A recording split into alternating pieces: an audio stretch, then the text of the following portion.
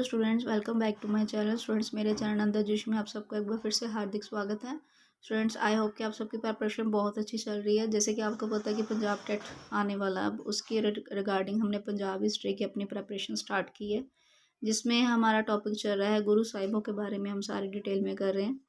उसी के रिलेटेड आज हमारा टॉपिक रहेगा गुरु हरराय जी पे।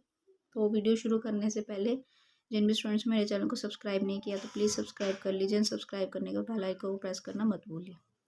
स्टार्ट करते हैं। क्या रहता है आज का टॉपिक? गुरु हरराय जी। क्या इनकी टाइम पीरियड थी? 1645 से लेकर 1661 तक, यानी कि 1645 टू 1661 तक। जन्म कब हुआ इनका गुरुजी का? 30 जनवरी 1630, यानी कि 30 जनवरी 1630 को इनका जन्म हुआ। कहाँ पर? कीरतपुर में हुआ। इनके माताजी कौन थे? बीबी निहाल कौर इनके माताजी थे, और पिता थे इनके बाबा गुरदित्ता जी। ठीक है, यानी कि ये ग्रैंडसन ऑफ गुरु हरगोबिंद जी के गुरु हरगोबिंद जी के कौन थे? ये पोते थे।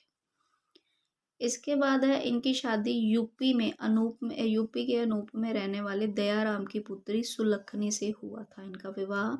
इनके दो पुत्र थे, एक राम राय और एक हरि कृष्ण। ठीक है, ये समटाइम एग्जाम में इनके पुत्रों के नाम भी पूछे जाते हैं। तो दो पुत्र थे, एक थे राम राय और एक थे हरि कृष्ण। इनको गुरुगद्दी की प्राप्ति कब हुई? गुरुजी को 8 मार्च 1645 ईस्वी में गुरुगद्दी की प्राप्ति हुई। एंड स्टूडेंट्स, जितने भी हमने टॉपिक किए सारे गुरु साहिबों के बारे में, उनकी डेट ऑफ बर्थ प्लेस, उनका विवाह किससे हुआ, उनके पेरेंट्स, इनसे रिलेटेड काफ़ी क्वेश्चंस एग्जाम में आते हैं।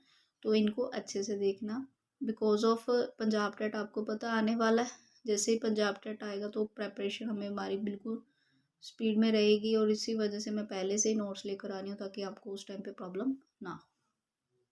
इसके बाद स्टूडेंट, सिख धर्म का विकास, यानी कि गुरु हरराय जी ने सिख धर्म का विकास करने के लिए 3 केंद्र स्थापित किए, जिसको बोला जाता है बख्शिश। ठीक है, बख्शिश देना।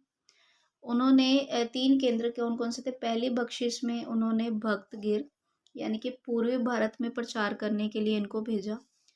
दूसरी बख्शिश में इन्होंने सुथरा शाह को दिल्ली में प्रचार करने के लिए भेजा। तीसरी बख्शिश में भाई फेरो को इन्होंने राजस्थान में प्रचार करने के लिए भेजा। समटाइम एग्जाम में ये टॉपिक भी आता है कि बख्शिश किन्होंने स्थापित की या किन्होंने ये शुरुआत किसने की? तो गुरु हरराय जी ने की। ठीक है, ये पूर्वी भारत में प्रचार करने के लिए भगत गिर को भेजा गया, दिल्ली में प्रचार के सुथरा शाह को भेजा गया, राजस्थान में भाई फेरो को भेजा गया। इसके अलावा भाई गोंदा जी को काबुल में, भाई नत्था जी को ढाका में, और भाई जोत जी को मुल्तान में गए। ओके, नेक्स्ट है, इसके बाद आता है दारा शिकोह के बारे में कुछ टॉपिक है। दारा शिकोह कौन था? ये शाहजहां का पुत्र था, और ये पंजाब का कौन था? गवर्नर था। ठीक है, और ये उस टाइम पे पंजाब का गवर्नर था, और इसने ही औरंगजेब द्वारा दिल्ली बुलाने पर गुरुजी ने राम राय को अब दिल्ली भेजा था। यानी कि उस टाइम पे ये शाहजहां का पुत्र था। ये दारा शिकोह औरंगजेब का भाई था। उस टाइम पे दिल्ली का जो बादशाह था वो कौन था? औरंगजेब था। जब दारा शिकोह गुरुजी से मिला तब उस टाइम पे औरंगजेब को इस चीज़ से काफ़ी नाराज़ हुआ, और औरंगजेब ने क्या किया? गुरुजी को दिल्ली आने के लिए बोला, लेकिन गुरुजी ने दिल्ली जाने से मना कर दिया। उन्होंने वहाँ पर खुद नहीं गए, वहाँ पर उन्होंने अपने बेटे राम राय को भेजा था।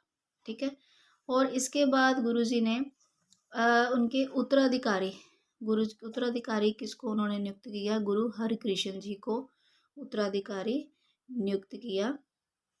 एट लास्ट में आकर गुरुजी ने अपने उत्तराधिकारी गुरु हरकृष्ण जी को नियुक्त किया, और इस एट लास्ट में आकर गुरुजी 6 अक्टूबर 1661 को ज्योति ज्योत समा गए। ठीक है, तो स्टूडेंट्स, गुरु हरराय जी से रिलेटेड जितने भी हमारे इंपॉर्टेंट टॉपिक्स थे जो एग्ज़ाम में आने के रिलेटेड हो सकते हैं, जहाँ एग्ज़ाम में आने के चांसेस हो सकते हैं, वो सारे हमने डिटेल में करे हैं। तो अगर आपको वीडियो अच्छी लग रही है तो प्लीज़ लाइक करिए एंड शेयर एंड सब्सक्राइब जरूर करिए। ठीक है, मिलते हैं नेक्स्ट वीडियो में। बाय।